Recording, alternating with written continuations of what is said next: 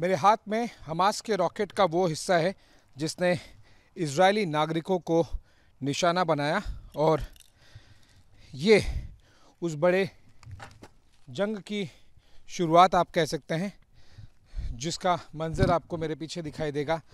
Israel के Ashkelon शहर में ये वो इलाका है जहाँ पर हमास ने रॉकेट्स दागे और आपको दिखाई देगा कि यहाँ पर कई गाड़ियाँ इस तरह से जल गई। बिल्डिंग को देखिए आप, पूरी बिल्डिंग पे आपको इसका हमास के रॉकेट का इम्पैक्ट दिखाई देगा।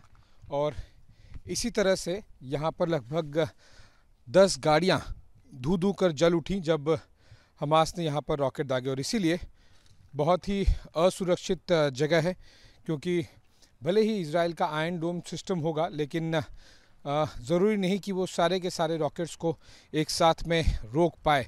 आपको याद होगा कि लगभग 3 से 4 हज़ार रॉकेट्स हमास की तरफ से दागे गए थे, और अगर उसमें से 5 या 10 रॉकेट भी इज़राइल में आ जाते हैं और एश्केलोन, स्देरोत और इस तरह के बाकी शहरों को निशाना बनाते हैं, तो ये मंजर सामने दिखता है। गाड़ियों का आप हश्र देखिए, किस तरह से गाड़ियाँ पूरी तरह से छलनी हो गई हैं। वो इसलिए क्योंकि रॉकेट के इम्पैक्ट के बाद में आपको ये गाड़ियाँ पूरी तरह से, उसके जो हिस्से होते हैं आपको दिखाई देगा, उसमें बहुत ज़्यादा डैमेज हो गया है कि अब ये गाड़ियाँ रिपेयर तक नहीं हो सकती।